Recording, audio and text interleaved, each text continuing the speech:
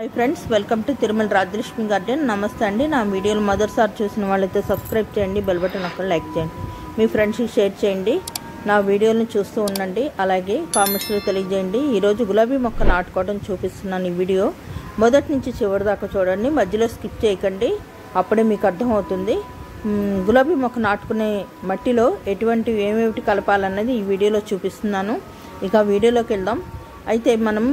మొక్కలు తీసుకొచ్చాక నర్సరీ నుంచి 3 రోజుల దాకా నాటుకోవడండి 4వ రోజున నాటుకోవాలి అప్పుడే మీకు మొక్క బతుకుతుంది తప్పకుండా అయితే ఈ మొక్క నాటే దాంట్లో ఫంగిసైడ్ సాఫీ ఫంగిసైడ్ పౌడర్ 1 స్పూన్ వేసానండి అది లేకపోతే వేపపిండి వేయొచ్చు అలాగే 2 గుప్పెళ్ళు వర్మీ కంపోస్ట్ చేశాను వర్మీ కంపోస్ట్ లేని వాళ్ళు ఆవు పేడ ఎండింది ఆవు పేడ అయినా సరే వేయొచ్చండి కిచెన్ వేస్ట్ కూడా వేసుకోవచ్చు ఇప్పుడు కలిపేసేయాలన్నమాట కలిపేసి నాటుకుంటే వేళ్ళు తెగుళ్ళు రావండి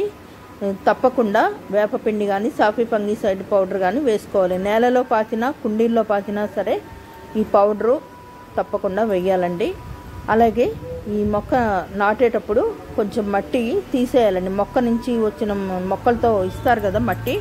ఎర్రమట్టి కానీ నల్లమట్టి కానీ ఏదైనా సరే తీసేయాలండి కొద్దిగా అది వేళ్ళు పాడవకుండా కొంచెం తీసేసి అప్పుడు నాటుకోవాలి